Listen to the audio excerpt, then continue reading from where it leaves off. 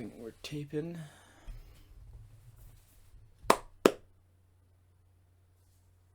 the new mic. Okay. Hey. Welcome back. Another little thoughts, ramble video. Got a new mic set up here. Don't know how well it's going to work. Anyway, topic of this one, religion. So, religion. Where to start? I'm not religious by any means, wasn't brought up religious. My gran used to be religious when she was younger. That's about my closest relationship, closest link to religion. No one else in my family's religious. Yeah.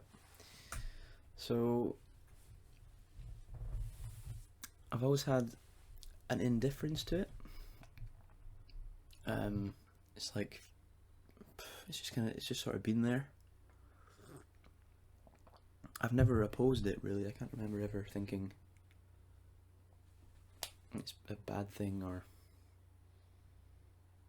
a hostility.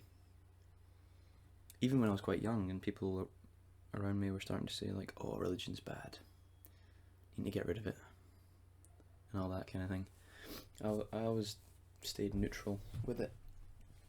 So then, yeah, past year or so I've started studying it a bit, started to try and understand what's going on, understand all the different approaches to it. Christianity, Protestantism, whatever, Islam, Buddhism, Sikhism. Got quite a good source of information coming in, a good flow of information. I started reading the Bible. I'm like about halfway through Genesis. It's quite hard to read. It's very strange, I suppose. But I quite like it. It is enjoyable. Anyway. Yeah, so I've just started to try and learn about it. And I've decided I don't really like atheism very much. Because it's like setting yourself it's like putting a barrier in front of you, claiming you're an atheist. Because there's so much knowledge to be had from religion. It's very historically. This looks like it's really dark. Yeah, right, okay. Oh shit.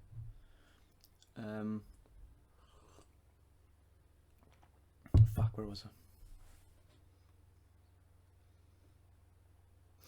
Yeah, so I think there's this barrier that people give themselves when they proclaim atheism, because there's a lot of knowledge to be had from religion.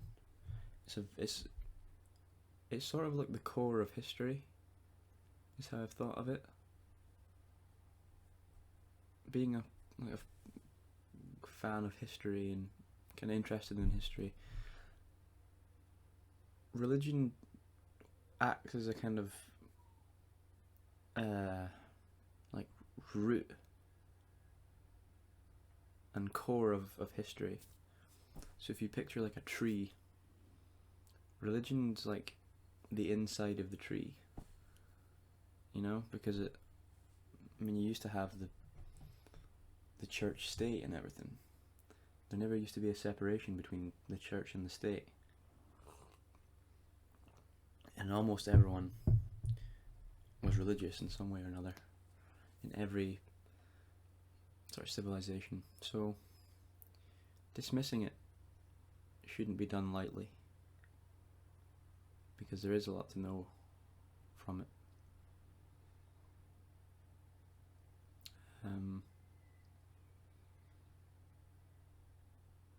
So yeah, I got a little bit of beef with atheism now.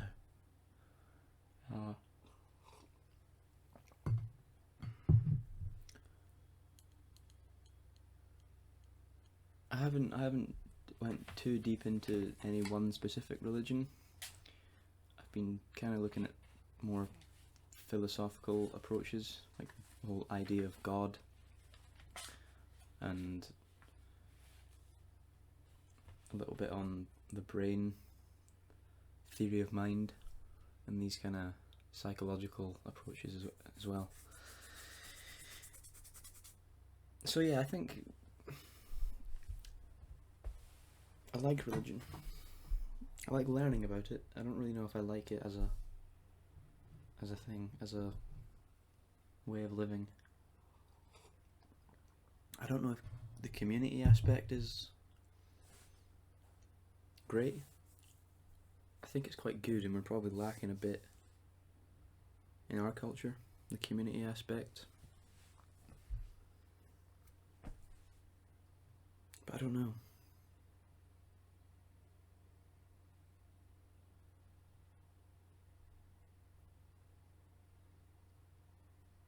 Because not all religions have a highly communal approach to their religion. Like Buddhism and stuff is just, it's more of an individual thing. You follow the 48 chakras. I can't remember what they're called.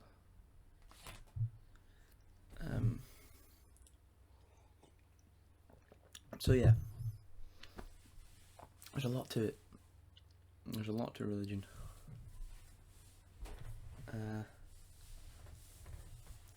Making things like this is easier when you have a topic, when you have some boundaries to work within.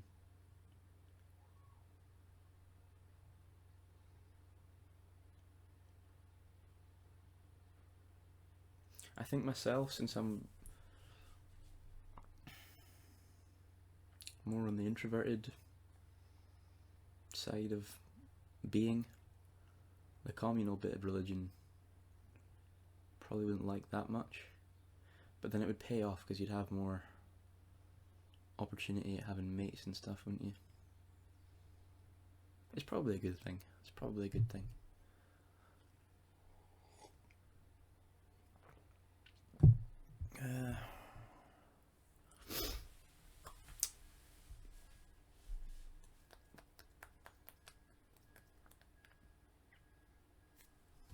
I got this book. This is kind of like my study findings and research.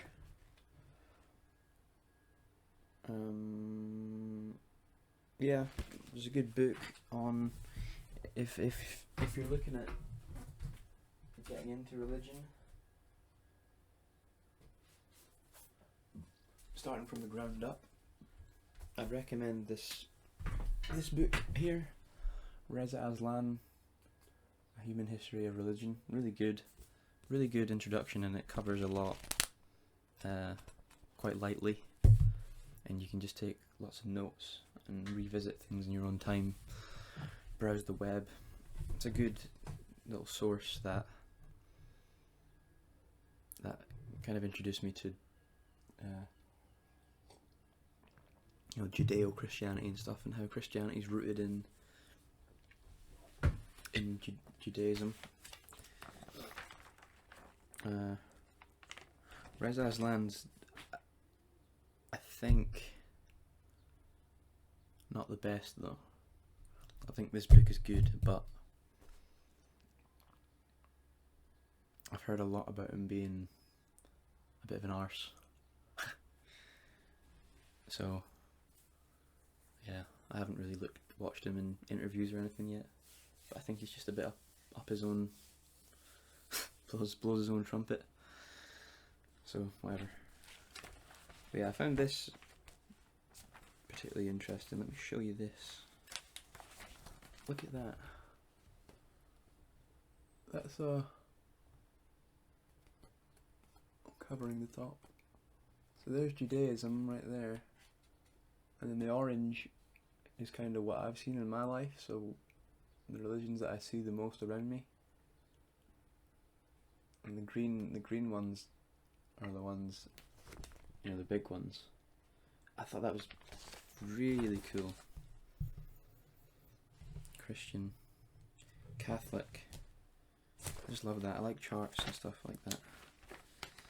But yeah, I thought that was interesting. Anyway, I'm supposed to kind of talk.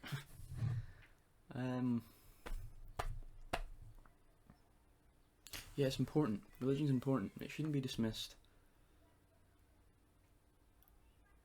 I think it's probably important for social sciences as well.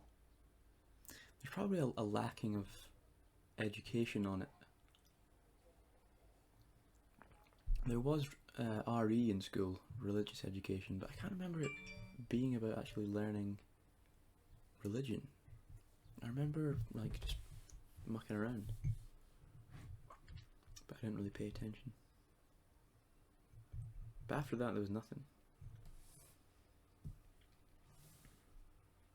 It's hard to teach kids at that age about religion, because the idea of God is very philosophical. You can't really get to grips with that when you're quite young.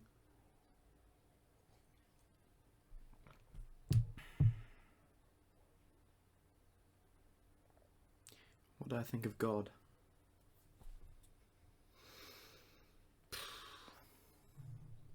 It's a tough one. Tough one, that. Because I want to...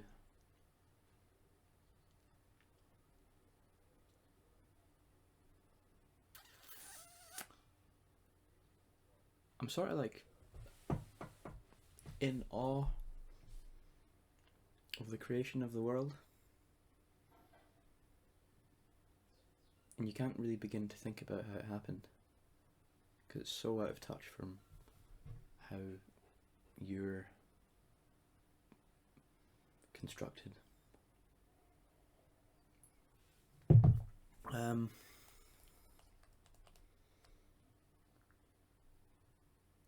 Yeah, I don't know. Sometimes I just think, like, there probably was a God.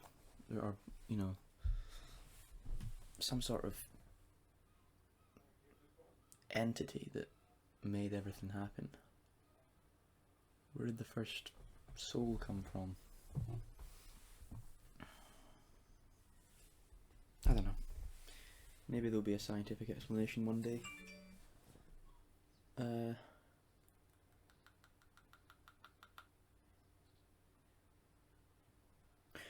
Here's a thing. This is quite interesting about the Bible. Everyone kind of makes fun of the Bible, and people just, like, there's this funny stigma about the Bible. People, if they see someone with a Bible, there's always a really harsh judgment, quite bad judgment as well. But something that I've picked up from reading Genesis and watching lectures and things on biblical stories is that these stories that are in the Bible, especially the Old Testament, they're not to be taken as stories that happened. They're more like philosophical, archetypal metaphors. That's what they are. They're meant to be picked up as metaphors. They're not. A lot of the time when you say, like, you're interested in religion or you're religious, the first thing people will say is, so you believe those stories in the Bible. And it's like, well, what do you mean by believe? Believe they're real? Or believe that they carry important messages? Because I believe that they carry very important messages. It's just like the roots of philosophy, the Bible. It's like the very earliest writings of philosophy and metaphor. And those stories have been around since almost the dawn of man. Near enough the dawn of man. Which is insane. Insane. The fact that those words in there have travelled through such a long time blows my mind. That's one of the craziest things that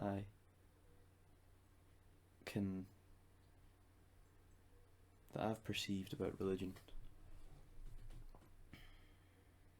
And maybe like Buddhist scriptures and stuff go back further, because they're older civilizations. So it's not even the half of it, the Bible. I just think that's crazy. That's crazy. They've outlasted kingdoms. It's a more powerful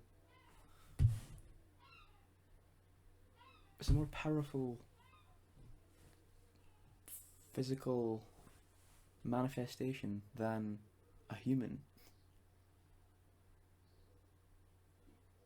You know? And it pretty much made people back in the day, when people were more religious. Think about stories that parents read to their kids nowadays, whatever it might be, Jack and Jill,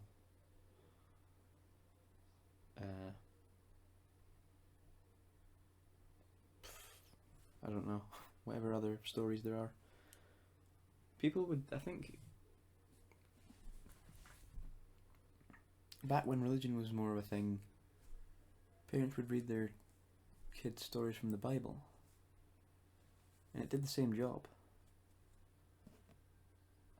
I don't know if Jack and Jill carries the archetypal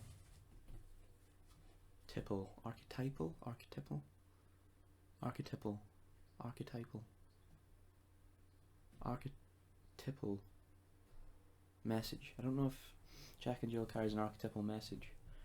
Maybe it does, but the stories of like Cain and Abel and stuff,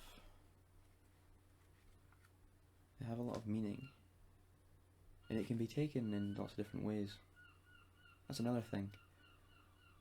The stories aren't always universal. Different branches of religion take them differently. They interpret them differently. So, yeah. I do want to read a lot of the Bible. It's a very big book. I met a guy in Germany, and I was at the Imperial Castle in Nuremberg, and this guy came up, and he started talking to me about God and stuff. I don't know what he did. I was just sat on a bench, and he started talking to me about God, and eternal life was the theme. Shit, my camera's on low battery. Eternal life was the theme, and we just got chatting about it, and he kind of put me on to reading the New Testament more than the Old Testament. So I might start, kind of jumping between them a little bit. Eternal life's, he brought up a good topic there.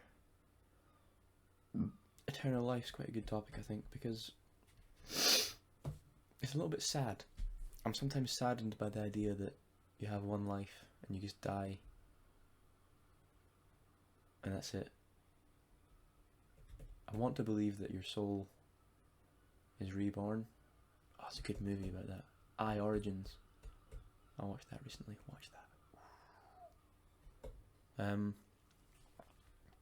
Yeah. So eternal life, that's what it's about. Just your soul living on, where it's, I don't know. There's probably different ways of interpreting it, but being reborn, being in your soul, being in some other sort of realm. There's a lot of ideas around it. I haven't really touched on it yet though. But yeah, that's an interesting theme. So yeah, there's that. There's another book I'm reading. It's quite good. Yeah, it's more of a psychological, human approach to religion rather than anything else.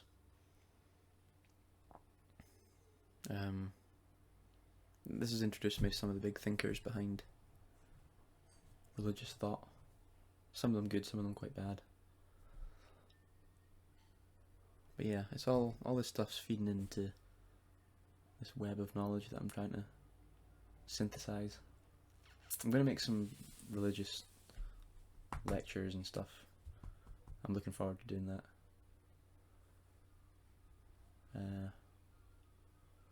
Yeah, what else? It's just so big. Religion's so big. We wouldn't be where we are now without religion. The Protestant work ethic. Oh, what was that? That was a book.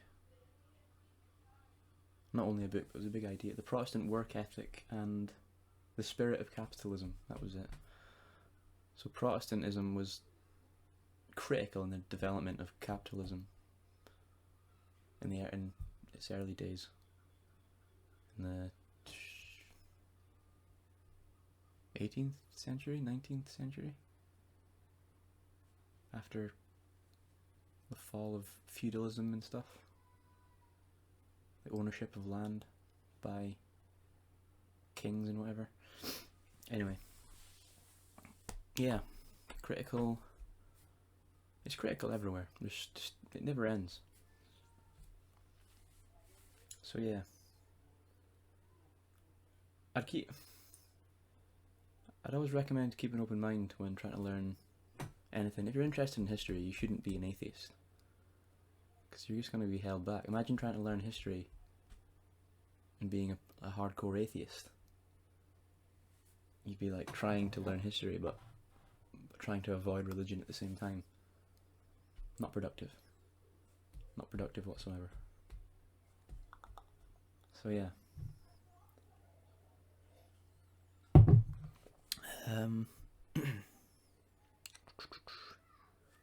What have I got here? Jordan Peterson's biblical series, fantastic source for like a evolutionary. Well, he approaches it and synthesizes like evolutionary biology, psychology, neurobiology, neurochemistry, neurobiology, philosophy. He just encapsulates all those themes so well. I'd recommend that. I'm only on the third episode of that, and I've noted down a spiel of information, so that's worth checking out.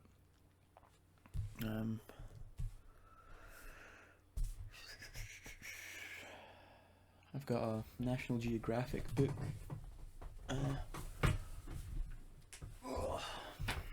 Jesus and the Origins of Christianity. I need to do this at some point.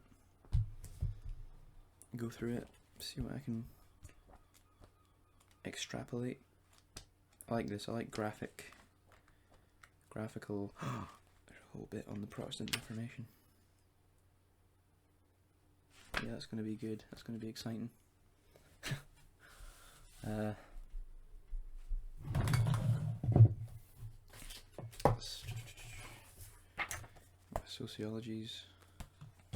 Sociology covers a lot of religion as well. Yeah, I just think it's underestimated in culture today. Maybe education, maybe the kind of curriculums miss a little bit, but I don't know. It's down to the individual in the end if they want to be ignorant to it, or if they want to learn about it.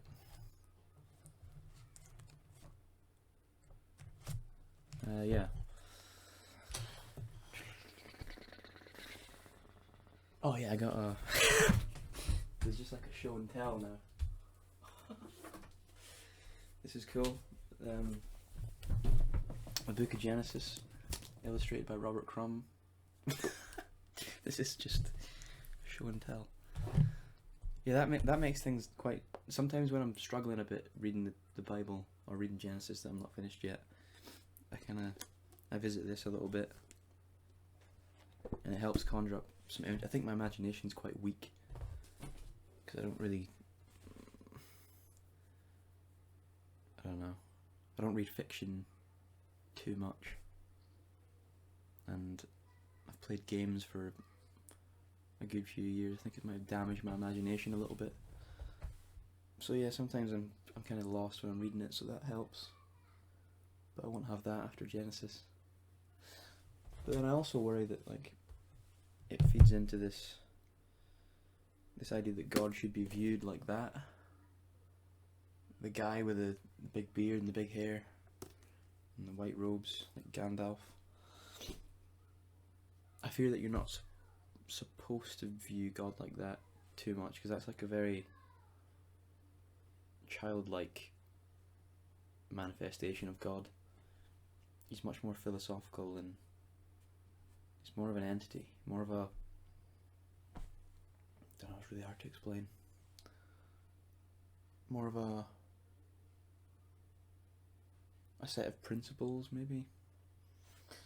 I don't know.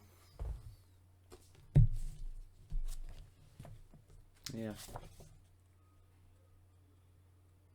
I do like Genesis. Kind of, it follows the boundaries of ancient history a lot, which I like the lands of Ur and Egypt and stuff, which is really cool.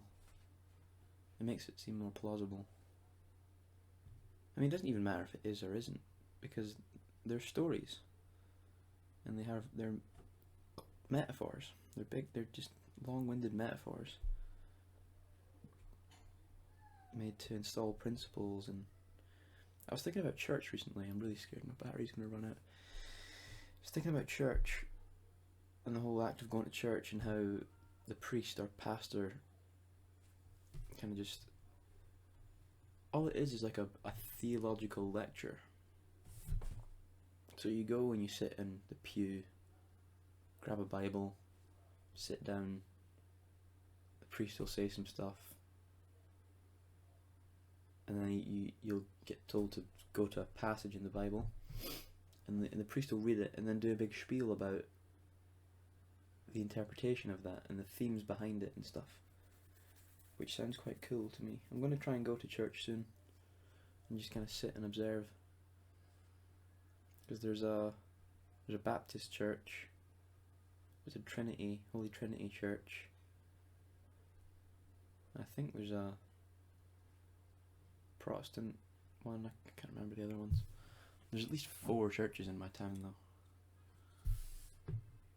So yeah, I want to try and get along there, see what happens. I don't know if I like singing hymns and stuff. That's another thing. In primary school, when it was just part of the mandatory curriculum to sing hymns, that was really strange, wasn't it? Like, why do that? There was no other religious